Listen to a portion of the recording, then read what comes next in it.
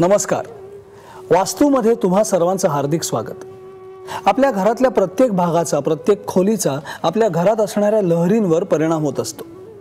मागे एकदा आपण स्वयंपाकघराविषयी थोडीशी माहिती जाणून घेतली होती. त्याचप्रमाणे टॉयलेट आणि बाथरूम ह्या सुद्धा आपल्या घरातल्या अत्यंत महत्त्वाच्या जागा. तर त्यांचा ह्या लहरींवर काय परिणाम होतो, तो चांगला का वाईट, मग तो वाईट असेल तर चांगला व्हावा यासाठी काय करायचं, अशा काही गोष्टींविषयी आज जाणून घेऊयात वास्तुतज्ञ स्मृती पांचाळ यांच्याकडून. नमस्कार. नमस्कार. तुमचं हार्दिक स्वागत. थँक्यू. टॉयलेट आणि बाथरूम हे तर अविभाज्य गोष्टी आहेत घरातल्या प्रत्येक. बरोबर. म्हणजे आता पूर्वी कॉमन असायची तेव्हा ठीक आहे, पण आता प्रत्येकाला मला वाटतं प्रत्येक घरात असतातच. आजकाल आपल्या जीवनशैलीमध्ये प्रत्येक घरामध्ये असतातच. पण मग त्यांच्या रचनेने सुद्धा काही फरक पडू शकतो का? नक्कीच. आपण पूर्वीच्या काळी बघायचो की आपलं वास्तुशास्त्र आणि प्राचीन काळचं वास्तुशास्त्र, त्याच्या वेळेला शौचालय आणि स्नानगृह जी होती ही जास्त करून आपल्या घराच्या बाहेर बांधली जात होती, मागच्या बाजूला बांधली जायची. आपण पूर्वीच्या काळी बघायचो की माणसं जी आहेत, इव्हन आजकालही काही गावामध्ये माणसं जी आहेत ही लोटा घेऊन निर्जन स्थानी जाताना आपल्याला दिसत असतात. कारण आपण शरीर जे आहे हे स्वच्छ करण्यासाठी शौचालय आणि आपलं स्नानगृह जे आहे याचा वापर करत असतो. त्यामुळे एक आपल्या आयुष्याचा एक अविभाज्य भाग आहे, कारण शरीर स्वच्छ करणं प्रत्येकासाठी गरजेचं असतं. मात्र त्यामुळे तिथे आपण ज्या एनर्जी टाकत असतो त्या सगळ्या नकारात्मक लहरी असतात. त्याच्यामुळे पूर्वीच्या काळी जी शौचालय किंवा स्नानगृह होती जी घरापासून दूर ठेवली जात होती ही अतिशय योग्य होती. मात्र आजकाल जे शहरीकरण झालेलं आहे याच्यामुळे आपल्या वास्तूमध्ये शौचालय आणि स्नानगृह असणं अतिशय गरजेचं झालेलं आहे. तर आजकाल तर आपण बिल्डर्स बघतात की विविध रंगी शौचालय आणि स्नानगृह जी असतात ही घरांमध्ये आपल्याला दिलेली दिसून येतात. मात्र स्नानगृह आणि शौचालय यांची मांडणी अतिशय व्यवस्थित असणं आपल्याला अतिशय काळजीपूर्वक ठेवावी लागतात.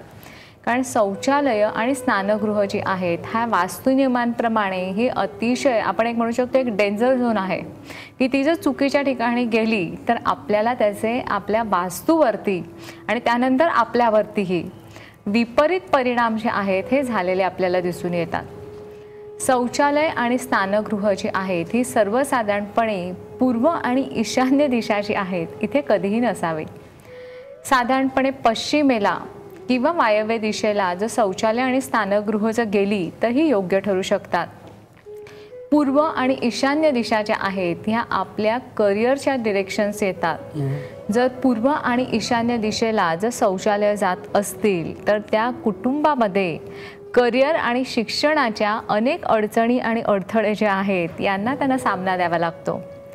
त्याचबरोबर जर नैऋत्य दिशेला जर शौचालय आणि स्नानगृह जात असेल तर त्या कुटुंबातील व्यक्ती ज्या असतात त्यांच्यामध्ये कायम तुतुमैमय किंवा वादावादी कलह जो आहे हा निर्माण झालेला आपल्याला दिसत असतो. अशा वेळेला त्यांना योग्य रेमिडीज देऊन हे आपल्याला त्रास जो आहे हा कमी करता येतो. मात्र हे शौचालय किंवा स्नानगृह जे आहे हे तिथे बंद केलेलं किंवा तिथून न वापरलेलंच योग्य ठरू शकतं. आजकाल आपण बघतो की फ्लॅट सिस्टीममध्ये प्रत्येक बेडरूम जी आहे त्याला अटॅच टॉयलेट बाथरूम जे आहे हे आपल्याला दिलेलं दिसून येतं.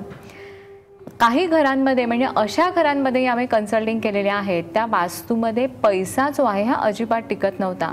घरामध्ये माणसं होती इनमीन 3 आणि त्या फ्लॅटला टॉयलेट आणि बाथरूम म्हणजे शौचालय आणि स्नानगृह जी होती ही 4 किंवा 5 होती.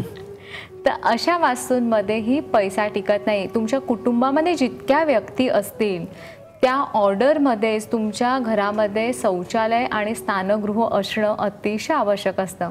काही घरांमध्ये एवढे शौचालय स्नानगृह बघून आश्चर्य वाटतं की माणसं बैठकीच्या खोलीपेक्षा तिथेच वेळ व्यतीत करतात की काय.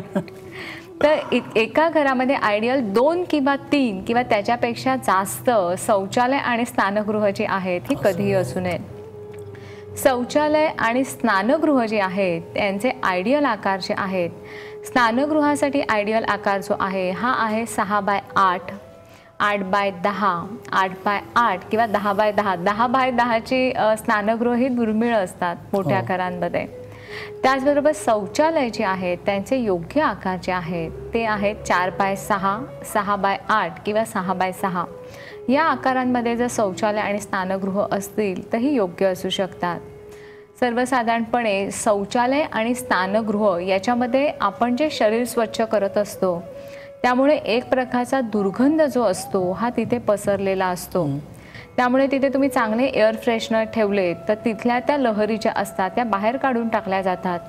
शौचालयाला आणि स्नानगृहाला चांगला पॉवरफुल एक्झॉस्ट फॅन असणं अतिशय आवश्यक असतं. ज्या योगे या लहरी ज्या असतात या बाहेर फेकल्या जातात आणि तिथे चांगल्या लहरी ज्या असतात त्यांची पुन्हा निर्मिती जी आहे ही आपण करू शकतो. साधारणपणे तिथलं टायलिंग जे आहे किंवा फ्लोरिंग जे आहे हे सौम्य स्वरूपाचं असावं. कुठल्याही भडक रंग संगती किंवा लाल रंग जो आहे हा साधारणपणे शौचालय जे आहे तिथे कधीही वापरू नये. त्याचबरोबर बाथरूममध्ये आपण बघतो की पाण्याचे नळ जे असतात त्यांच्या जागा किंवा गिझरच्या ज्या जागा असतात त्याही महत्त्वाच्या असतात. कधीही पाण्याचे नळ जे आहेत ते टॅप जे आहेत हे दक्षिण दिशा जी आहे तिथून कधीही येऊ नयेत. त्याचबरोबर काही नळां जे असतात घरांमध्ये नळांना लाल रंगाच्या तोट्या लावलेल्या असतात तर त्याही चुकीच्या आहेत. कारण लाल रंग जो आहे हा नेहमी अग्नितत्व जे आहे याचं प्रतिनिधित्व करत असतो. त्यामुळे जलतत्व जे आहे याच्यामध्ये बिघाड निर्माण होतो. तर पाण्याचे जे नळ किंवा त्याला ज्या तोट्या लावलेल्या असतात ह्या कधीही लाल रंगाच्या नसाव्यात. आणि गिझर आणि पाण्याचे नळ जे आहेत हे उत्तरेकडून येत असतील तर हे अतिशय व्यवस्थित असतं. अन्यथा इतर दिशांकडून आले तरीही चालू शकतं. मात्र दक्षिण दिशा जी आहे इथे कधीही नसावे. त्याचबरोबर स्नानगृह जे आहे किंवा टॉयलेट जे आहे शौचालय जे आहे हे मुख्य प्रवेशद्वार जे आहे इथून कधीही दिसू नये. कारण जे मुख्य प्रवेशद्वार जे आहे ज्या घरामधले तिथून टॉयलेट बाथरूम दिसत असतात त्याही वास्तूमध्ये पैसा कधीही टिकत नाही. त्यामुळे योग्य त्या रेमेडीज देऊन किंवा पार्टिशन टाकून प्रवेशद्वारामधनं शौचालय आणि स्नानगृह दिसणार नाही याची आपण काळजी घेतलेली चांगली. तुम्ही आत्ता ही खूप महत्त्वाची माहिती आपल्या सगळ्या प्रेक्षकांना दिलीत. त्यासाठी प्रेक्षकांतर्फे आणि आमच्या अख्ख्या परिवारातर्फे तुमचे मनापासून आभार. धन्यवाद. थँक्यू. स्मृतीजींनी सांगितल्या त्या खूप बारीक बारीक गोष्टी तुम्ही जर नवीन घर घेत असाल किंवा स्वतःचं बांधत असाल बंगला वगैरे तर त्याच्यात 3 किंवा त्यापेक्षा जास्त टॉयलेट्स आणि बाथरूम्स बांधू नका. प्रॉब्लेम्स होतील असं आत्ताच सांगितलं गेलंय. वास्तूमध्ये आज इथेच थांबूया. तुम्ही कुठेही जाऊ नका. पाहत रहा मोगरा फुलला.